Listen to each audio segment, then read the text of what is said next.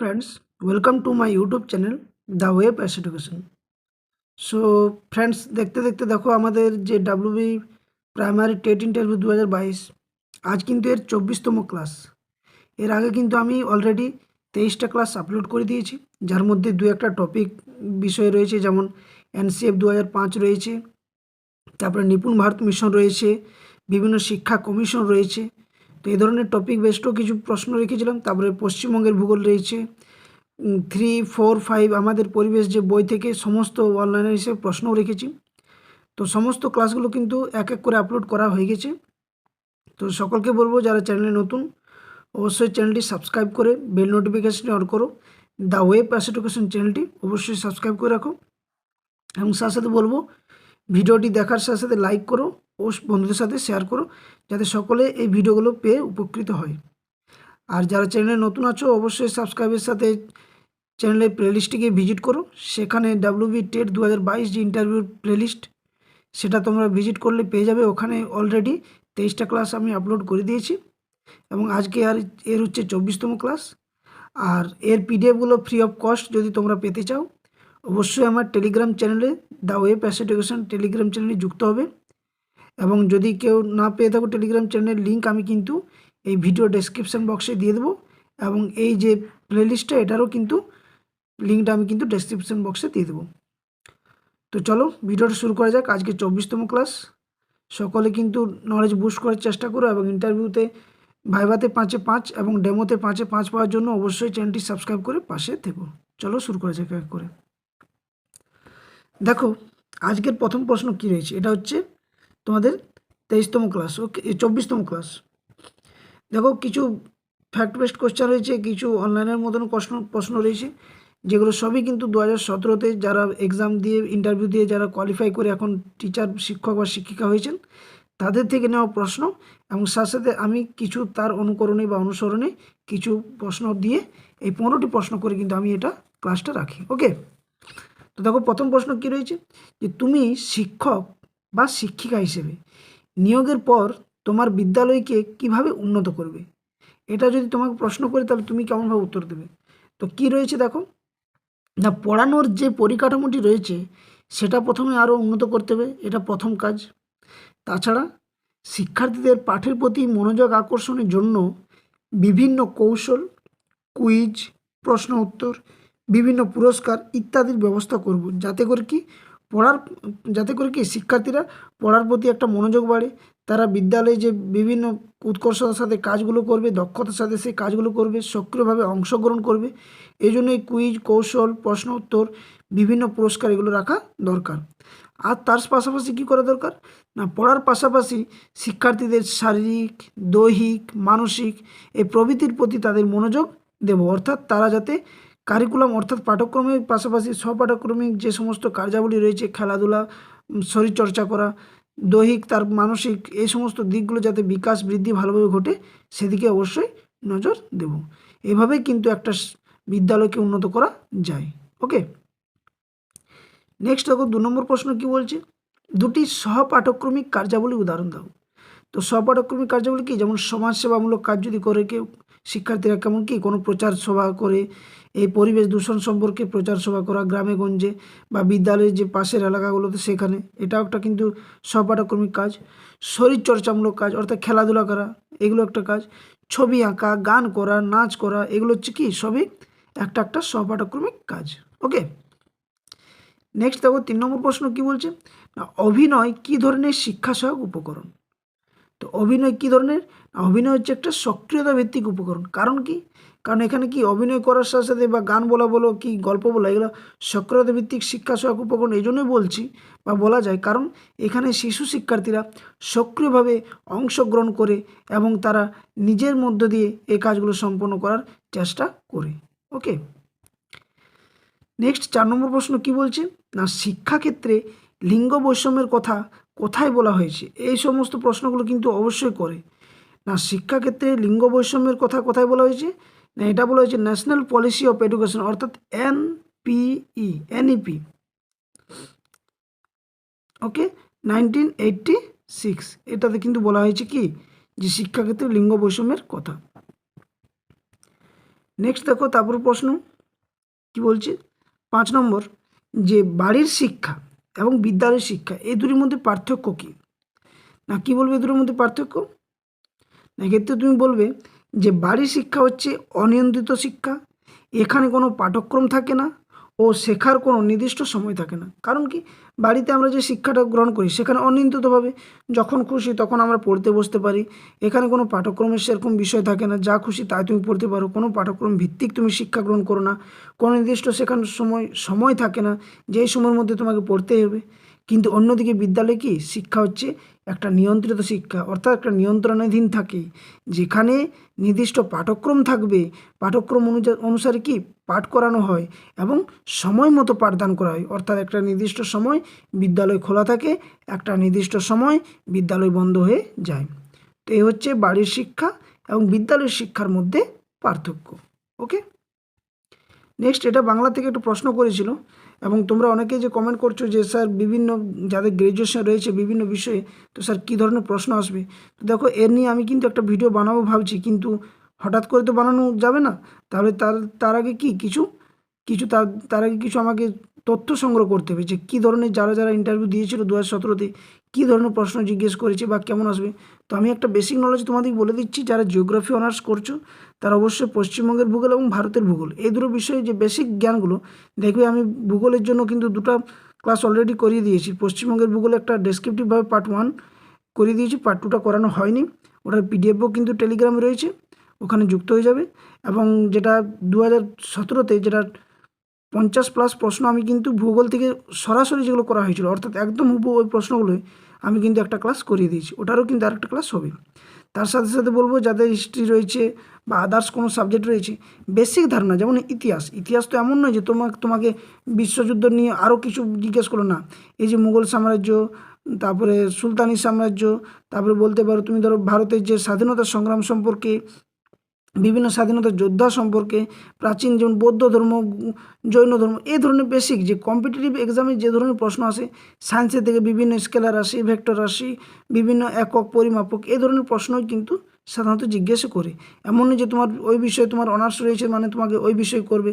বাংলা থেকে ব্যাকরণ পাঠগুলো তোমরা একটু ভালো করে দেখবে, হয়তো ব্যাকরণ থেকে বা বাংলা পাঠটা তুমি কীভাবে বিদ্যালয়ে পড়াবে সেই নিয়ে কিন্তু কিছু প্রশ্ন সাধারণত করবে। ওকে, তো ভিডিওটি যদি ভালো লাগছে অবশ্যই ভিডিওটি লাইক ও বন্ধুদের সাথে শেয়ার করো এবং চ্যানেলটি অবশ্যই সাবস্ক্রাইব করো, এটা কিন্তু সকলকে রিকোয়েস্ট করব যাতে করে চ্যানেলটি গ্রো হয়। ওকে, নেক্সট দেখো 6 নম্বর প্রশ্ন, ও এবং এই ও আর এবং এর মধ্যে বলছে পার্থক্য কী। না কি বলবে ও এবং কীভাবে পার্থক্য করবে তুমি, না এটা বলবে ও এর ব্যবহার হয় দুটি শব্দের মধ্যে সংযোজক হিসেবে, অন্যদিকে এবং এর ব্যবহার হয় দুটি বাক্যের মধ্যে সংযোগ হিসেবে। দুটি শব্দের মধ্যে দেখো দুটো তফাৎ দেখো, দুটি বাক্যের মধ্যে এবং দুটি শব্দের মধ্যে। ও ব্যবহার হয় দুটি শব্দের মধ্যে সংযোজক হিসেবে এবং এর ব্যবহার হয় দুটি বাক্যের মধ্যে সংযোজক হিসেবে। যেমন আমি ও তুমি, এখানে কি দুটি শব্দ রয়েছে, আর এখানে কি রয়েছে আমাদের দেশের অধিবাসী এবং আমরা সকলে ভারতবাসী, ঠিক তো। নেক্সট দেখো 7 নম্বর প্রশ্ন, এই ধরনের ম্যাথেরও কিন্তু এই ধরনের প্রশ্ন করবে যে প্রকৃত ভগ্নাংশ অপ্রকৃত ভগ্নাংশ, বেসিক নলেজগুলো যেগুলো সেগুলো কিন্তু করবে। পিথাগোরাসের সূত্র যেমন করেছিল আমি ওটাও করিয়ে দেবো। তো এই ধরনের প্রশ্নগুলো আসে, হঠাৎ করে তোমাকে দিয়ে দিল যে 144-এর বর্গমূল কী হবে বা 12 এর বর্গ কী হবে, এই ধরনের কিন্তু হঠাৎ যে সমস্ত প্রশ্নগুলো থাকে সেই ধরনেরগুলো কিন্তু করবে। তো অপ্রকৃত ভগ্নাংশ বলতে কী বোঝায়, না কি বলবে যে ভগ্নাংশের লব বড় এবং হর ছোট তাকে অপ্রকৃত ভগ্নাংশ বলে। যেমন 20-17, 20-17 হবে, 7-এর 5 হবে, হলো। আর প্রকৃত ভগ্নাংশ কি, তার উল্টোটা, যে ভগ্নাংশের লব ছোট হর বড়, যেমন কি 5-এর 7 এটা উল্টে দিলে হবে, বা এটা 17-এর 20 এটা উল্টে দিলে হবে কি, এগুলো প্রকৃত ভগ্নাংশ। ওকে, তো আশা করছি বুঝতে পারলে। নেক্সট দেখো 8 নম্বর প্রশ্ন, যে বিদ্যালয়ে প্রার্থনা সঙ্গীত কেন করানো হয়। অর্থাৎ তোমরা সকলে জানো যে বিদ্যালয়ে যখন শিশু শিক্ষার্থী বা আমরা যখন বিদ্যালয়ে গিয়েছিলাম কী হয়, যে জাতীয় সঙ্গীত বলো কি কোনো একটা প্রার্থনা সঙ্গীত থাকে বলা হয়, এবং সাধারণত এই ধরনের প্রার্থনা সঙ্গীতগুলো দেশাত্মবোধ, জাতীয়বোধ, এই ধরনের জাতীয়তাবোধের যে সমস্ত গান, দেশাত্মবোধক গান সেগুলোই কিন্তু থাকে। তো এটা কেন করানো হয়, না শিক্ষার্থীদের মধ্যে জাতীয়তাবোধ, দেশাত্মবোধ, একাগ্রতা জাগিয়ে তোলার জন্য বা তার ভিত্তি আরও সুদৃঢ় করার জন্য বিদ্যালয়ে জাতীয় সঙ্গীত করানো হয়।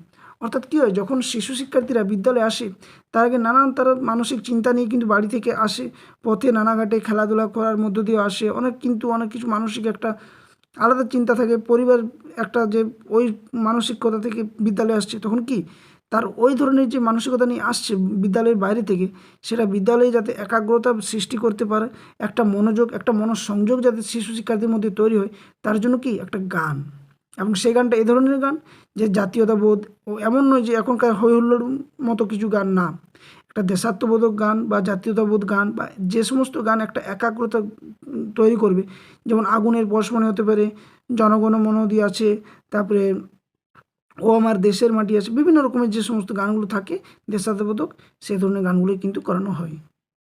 বন্দে মাতরমের আছে, ঠিক আছে। নেক্সট দেখো 9 নম্বর প্রশ্ন, বিদ্যালয়ে আমাদের পরিবেশ বই পড়ানোর উদ্দেশ্য কী? তো বিদ্যালয়ে আমাদের পরিবেশ বই পড়ানোর উদ্দেশ্য কী, এটা তোমরা কমেন্ট করে জানাতো যে আমাদের পরিবেশ বই কোন শ্রেণী থেকে কিন্তু প্রাথমিক বিদ্যালয়ে দেওয়া হয়, এটা তোমরা কমেন্ট করে আমাকে জানাও। দেখো কি বলছে, বিদ্যালয়ে বলছে শিক্ষার্থীদের পরিবেশের প্রতি কি সচেতনতা গড়ে তুলতে, পরিবেশের প্রতিটি উপাদানের সাথে ওতপ্রোতভাবে যুক্ত হতে, পরিবেশের বিভিন্ন কার্যকলাপ সম্পর্কে অবগত হতে, পরিবেশের ক্ষয়ক্ষতি এড়াতে, ভারসাম্য বজায় রাখতে, এই সমস্ত বিষয়ে তাদের অবগত করানোর জন্য পরিবেশ পাঠ পড়ানো হয়। অর্থাৎ কি, শিশু শিক্ষার্থীরা যদি পরিবেশ পাঠ পড়ে, তাহলে কি তারা পরিবেশের মধ্যে, পরিবেশ কতটা আমাদের মানব জীবনে কতটা গুরুত্বপূর্ণ, পরিবেশের কি ভূমিকা রয়েছে, পরিবেশের যে বিভিন্ন উপাদান, বায়ু রয়েছে, গাছপালা, পশু পাখি, সমস্ত যে জীব ভারসাম্য রয়েছে, জৈব বৈচিত্র্য রয়েছে, এই সমস্ত বিষয়গুলো কিন্তু একের পর এক কিন্তু শিশু শিক্ষার্থীরা জানবে, এবং যা পরবর্তী ক্ষেত্রে তারা সমাজ জীবনে কোনোদিনও পরিবেশের ক্ষয়ক্ষতি, এই যে কী জন্য ক্ষয়ক্ষতি হচ্ছে, মানব জাতি কতটা পরিবেশের প্রতি প্রভাব ফেলছে, খারাপ প্রভাব ফেলছে না ভালো প্রভাব ফেলছে, পরিবেশকে কীভাবে টিকিয়ে রাখা যায়, এই ধরনের বিষয়গুলো সম্পর্কে তারা কিন্তু অবগত হবে শিশুর বয়স থেকেই। ওকে, নেক্সট দেখো 10 নম্বর প্রশ্ন, মিড ডে মিলের দুটি বৈশিষ্ট্য। এটা কিন্তু তোমাদের একটা বড় টপিক, আমি কিন্তু আজকে ভাবছিলাম করাবো, কিন্তু আমার শরীরটা একটু ঠিক নেই এবং সময় পাচ্ছি না, তাই মিড ডে মিলের একটা বড় টপিক আমি কিন্তু করিয়ে দেবো, মিড ডে মিল, এবং একটা হচ্ছে পোষণ, POSHAN, পোষণ অভিযান নিয়ে, এই দুটো নিয়ে কিন্তু আমি একটা করিয়ে দেবো। এর আগে নিপুণ ভারত মিশন আমি করে দিয়েছি, যদি তোমরা কেউ না দেখে থাকো ক্লাসটা, অবশ্যই প্লে লিস্টে গিয়ে ভিজিট করো, সেখানে পেয়ে যাবে। ওকে, তো বলছে মিড ডে মিলের দুটি বৈশিষ্ট্য কী না, মিড ডে মিলের দুটি বৈশিষ্ট্য হচ্ছে, সরাসরি বলবে, আর শিক্ষার্থীদের বিদ্যালয়ে আসার পথ প্রশস্ত করা এবং পুষ্টির যোগান, এই দুটি হচ্ছে কি মিড ডে মিলের দুটি প্রধান বৈশিষ্ট্য। ওকে, নেক্সট কি বলছে দেখো 11 নম্বর, যদি কোনো শিক্ষার্থী দেরি করে বিদ্যালয়ে আসে তাহলে আপনি কি করবেন। অর্থাৎ তুমি যখন একজন শিক্ষক বা শিক্ষিকা হবে, তখন বিদ্যালয়ে দেখবে প্রায়শই দু একজন থাকে যে বিদ্যালয়ে দেরি করে আসে, তাহলে এই সমস্যার সমাধান তুমি কিভাবে করবে না, যদি কোনো শিক্ষার্থী দেরি করে বিদ্যালয়ে আসে, প্রথমে তার দেরি করে আসার কারণ জানা আমার প্রথম কাজ। এটা দেখো, তোমার বারবার যারা এর আগে ক্লাসগুলো দেখেছো, অবশ্যই আমি এগুলো বলি যে কোনো কিছু যদি শিক্ষার্থীদের ক্ষেত্রে যদি ভুল দেখা দেয় বা ভুল তুমি বুঝতে পারো, তাহলে অবশ্যই প্রথম যেটা তোমার করণীয় বা কাজ হবে, প্রধান কাজ, সেটা হচ্ছে তার কারণটা জানা, কারণটা খোঁজা। প্রথম কারণ জানলে, যদি সে ইচ্ছাকৃতভাবে দেরি করে আসে, তাহলে কী করবে, তাকে ভালো করে সময়ের গুরুত্ব বুঝিয়ে বলা, যাতে পরে আর না করে এই ধরনের কাজ। এবং যদি পারিবারিক কারণে হয়ে থাকে, তাহলে তার পরিবারের বাবা মায়ের সাথে গল্প বলে তাদেরকেও কিন্তু এই বিষয়ে সজাগ করা, অর্থাৎ সময়ের জ্ঞান সম্পর্কে সজাগ করা, যাতে করে শিশু শিক্ষার্থী একটা এই ধরনের বদ অভ্যেস না তৈরি হয়ে যায়, বারবার না মিথ্যা কথা বলতে শুরু করে, যে হয়তো প্রথমবারে হয়তো বললো যে পরিবারে এই অসুবিধা ছিল, বা এই খাবার খেতে দেরি হলো, বা এই করতে দেরি হলো, পরবর্তী ক্ষেত্রে যদি এটা এড়িয়ে চলা যায় একজন শিক্ষক বা শিক্ষিকা হিসেবে, তাহলে সেই শিশুর কি একটা মিথ্যা কিন্তু কথা বলে বারবার কিন্তু এই ধরনের কাজগুলো করবে। তো বদ অভ্যাস যাতে দূর হয়, এই জন্য পরিবারের বাবা মায়ের সাথে গল্প করা দরকার হলো, এবং সাথে সাথে তার কারণটা জানা, যদি ইচ্ছাকৃতভাবে, তাহলে তার সময় সম্পর্কে তাকে বুঝিয়ে দেওয়া, বলা যে না, বিদ্যালয়ে সময় মতো আসা দরকার, পাঠদান করা দরকার, সকল তোমার বন্ধু বান্ধবীরা দেখো কীভাবে সময় মতো আসছে, এই ধরনের কিন্তু তাকে কিছু বুঝিয়ে কথা বলা উচিত। ওকে, নেক্সট দেখো, তারপরে পশ্চিমবঙ্গের উষ্ণতম স্থানের নাম কি, এটাও কিন্তু প্রশ্ন পড়েছে। তো পশ্চিমবঙ্গের উষ্ণতম স্থান হচ্ছে কি, আসানসোল হচ্ছে পশ্চিমবঙ্গের উষ্ণতম স্থান। নেক্সট দেখো 13 নম্বর প্রশ্ন, কোনো বিষয়ের প্রতি সমস্ত শিক্ষার্থীদের দৃষ্টি আকর্ষণ করার জন্য আপনি কোন পদ্ধতি অনুসরণ করবেন। কোনো বিষয়ে যদি সমস্ত শিক্ষার্থীদের একটা বিষয়ের প্রতি যদি আকর্ষণ করতে হয়, অর্থাৎ সমস্ত শিক্ষার্থীদেরকে এক ইয়েতে একটা পড়ার প্রতি যদি আকর্ষণ করতে হয়, তাহলে তুমি কি করবে? এক্ষেত্রে তুমি কি করবে? এক্ষেত্রে তুমি যেটা করবে সেটা হচ্ছে কি না, শিক্ষক বা শিক্ষিকার তত্ত্বাবধানে, অবশ্যই শিক্ষক বা শিক্ষিকার তত্ত্বাবধান থাকবে, শিক্ষার্থীদের বিষয়ের প্রতি দলগত আলোচনা করতে দেওয়া। অর্থাৎ তারা যদি দলগতভাবে আলোচনা করে তাহলে কি সবাই সক্রিয় অংশগ্রহণ করবে, এবং কিন্তু এটাও শিক্ষক বা শিক্ষিকার তত্ত্বাবধানে কিন্তু এই কাজটা হওয়া বাঞ্ছনীয়, যাতে করে তারা এই যে আলোচনাটা হবে সেটা থেকে যাতে দূরে না সরে যায় বা কোনো অহেতুক যাতে আলোচনাতে না জড়িয়ে পড়ে, সেই জন্য শিক্ষক বা শিক্ষিকা তার তত্ত্বাবধান অবশ্যই করতে হবে। এভাবে কিন্তু একদম পুঙ্খানুপুঙ্খভাবে একদম ভালোভাবে গুছিয়ে কিন্তু ইন্টারভিউর হলে বলার চেষ্টা করবে। ওকে, নেক্সট দেখো, তারপর দুটো প্রশ্ন একটু শর্ট শর্ট রেখেছি, যে ছন্দের জাদুকর কাকে বলা হয়? তো ছন্দের জাদুকর কাকে বলে না, কবি সত্যেন্দ্রনাথ দত্তকে ছন্দের জাদুকর বলা হয়। নেক্সট দেখো 15 নম্বর, এসডিও এর পুরো নাম কি? তো এসডিও এর পুরো নাম হচ্ছে সাব ডিভিশনাল অফিসার। তো তোমরা কমেন্ট করে জানো, এর আগে আমি একটা ক্লাসে করেছিলাম যে বিডিও এর পুরো নাম কি, বিডিও এর পুরো নাম কি? ওকে, কমেন্ট করে জানাও।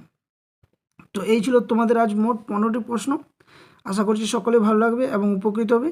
দেখো, এই ধরনের কিন্তু ক্লাস আমি অনেক ইউটিউবে দেখেছি, কিন্তু 15টা করে প্রশ্ন কিন্তু কেউ করাতে পারেনি এত সময় ধরে। 10 মিনিট 15 মিনিটের কিন্তু করে কিন্তু ক্লাস। আমার কিন্তু প্রত্যেকটা ক্লাস তোমরা দেখবে হয়তো কিছুটা 20 মিনিট আছে, কিন্তু মোর দেন কিন্তু 25+ মিনিটস আছে। ওকে, তো ভিডিওগুলো দেখো, বোঝানোর অনেক চেষ্টা করছি, আমি নিজের 100% দিয়ে তোমাদের চেষ্টা করছি। তোমরা আশা করছি চ্যানেলের পাশে থাকো এবং চ্যানেলটা গ্রো করার চেষ্টা করো, যাতে করে আমিও মোটিভেশন পাই। এবং সাবস্ক্রাইব অবশ্যই চ্যানেলটি করো, আর বেল নোটিফিকেশানটি কিন্তু অন করতে কেউ ভুলো না। ওকে, তো আজ ছিল এই ক্লাস। এর নেক্সট ভিডিও আমি দেখছি কোন বিষয় করা যায়, এবং তোমাদের যদি কোনো প্রশ্ন থাকে অবশ্যই কমেন্ট বক্সে কমেন্ট করে জানাবে। সাথে টেলিগ্রামে এক সময় খুলে দেওয়া হয় টেলিগ্রাম গ্রুপটা, সেখানেও কিন্তু প্রশ্ন করতে পারো যে দাদা এই বা স্যার এই প্রশ্নগুলো করিয়ে দিলে ভালো হয়, তো অবশ্যই আমি সেগুলো কিন্তু করিয়ে দেবো। ওকে, তো ক্লাসটা এখানে শেষ করছি, ধন্যবাদ।